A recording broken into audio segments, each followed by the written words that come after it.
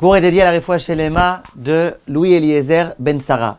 Mes chers amis, nous nous trouvons à présent dans la période extrêmement sainte et sacrée qui est celle des Shovavim. Celle qui commence à partir de la parashat Shemot et qui s'achève à la parashat Mishpatim, dans les années qui sont Meubarot, où il y a un mois de plus, à la parashat Tetzavé. Pendant cette période-là, on travaille énormément sur tout ce qui concerne la Gdusha, la sainteté.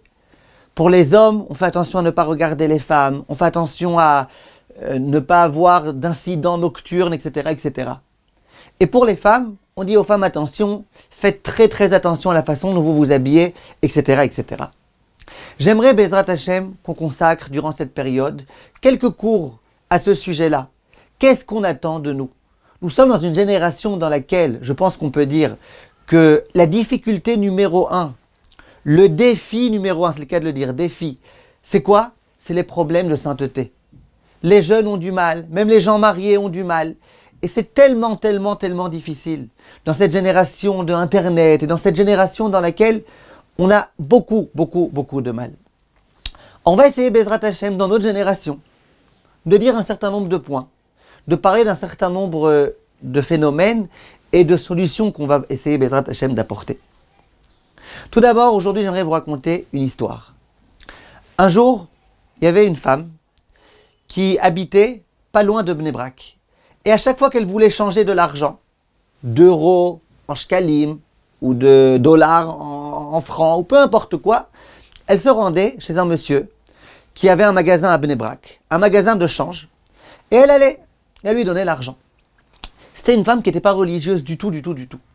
Et à chaque fois qu'elle venait habillée de façon pas du tout pudique. À Bnei Brak, c'était quelque chose qu'on ne voyait pas beaucoup. Et cette femme-là, à chaque fois, elle venait. À chaque fois qu'elle entrait, le vendeur qui était un chassid, vous savez, les chassidim, ils donnent une importance particulière à faire attention à leurs yeux. À chaque fois qu'elle arrivait, il se retournait le chassid comme ça, et puis il faisait le calcul, il lui donnait, et puis voilà. Et il la regardait même pas. Parfois, il disait, irsak. Et elle se demandait, mais qu'est-ce qui se passe ? Qu'est-ce qu'il y a de si particulier ? Pourquoi il n'est pas d'accord de me regarder ? Qu'est-ce que je lui ai fait ? Je lui ai rien fait de mal, je lui ai jamais parlé méchamment. Un jour, elle est venue le voir, et elle lui dit, dis-moi, moi je suis mouktsé. Qu'est-ce qu'il y a, moi ? T'as pas le droit de me regarder, je fais du mal, je suis mauvaise. Et l'homme, il lui a dit, écoute, regarde de quelle façon tu viens habillé. Regarde comment t'es habillé, t'es pas habillé. T'es comme Adam et Chava avant la faute, t'es pas habillé. Alors, elle dit, d'accord, je peux habiller, bon, et alors, qu'est-ce qu'il y a de si grave ? Alors, qu'est-ce qu'il y a, quoi ? Pourquoi tu détournes ton regard comme ça ? Qu'est-ce qu'il y a ? Qu'est-ce que je t'ai fait de mal ? Pourquoi tu dis ça ? Qu'est-ce qui se passe ? Et cet homme-là, ce jour-là, il a pensé que peut-être que ses propos auraient du poids. Et il lui a expliqué. Il lui a dit, tu sais, il est écrit dans les enseignements de Chazal et dans le Zohar HaKadosh que à cause de la pritso, du fait qu'on s'habille pas bien, malheureusement, il y a tellement de malheurs qui s'abattent sur le monde. Parce que c'est une faute qui concerne Ben Adam Lachavero. Parce que l'homme qui t'a regardé et qui a eu des mauvaises pensées, et a fortiori si ensuite il a des pertes, etc. T'imagines un petit peu ? C'est une faute très grave que tu commets. Et c'est une faute très grave que lui va commettre. Et comment tu vas pouvoir lui demander pardon ? Tu ne peux pas lui demander pardon.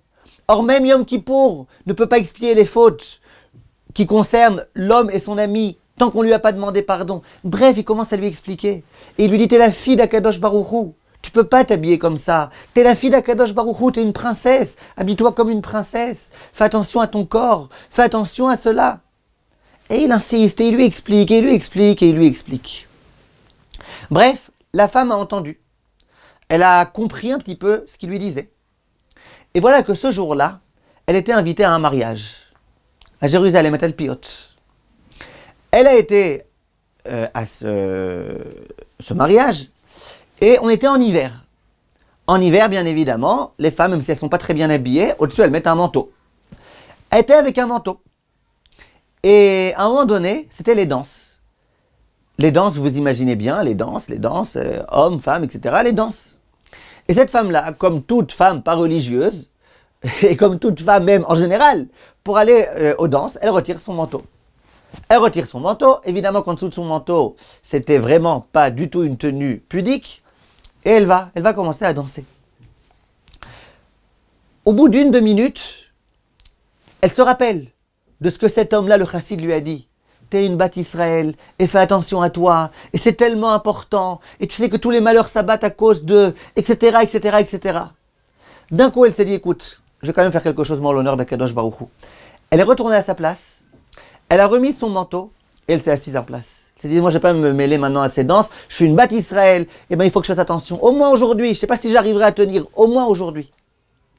2 minutes plus tard, mes chers amis, or qu'elle était assise à sa place, il y a eu la fameuse catastrophe de la salle de mariage Versailles, si vous vous souvenez, où tous les gens qui étaient en train de danser, ils sont complètement tombés, il y a eu des tas de morts.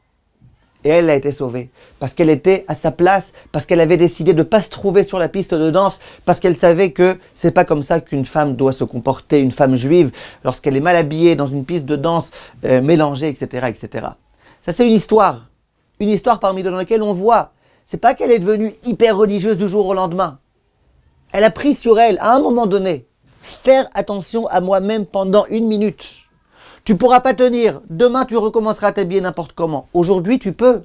Fais ce que tu peux aujourd'hui. Et ça fait extrêmement plaisir à Kadosh Baruch Hu. On continuera demain, Bezrat Hashem, avec d'autres exemples de combien faire un petit quelque chose.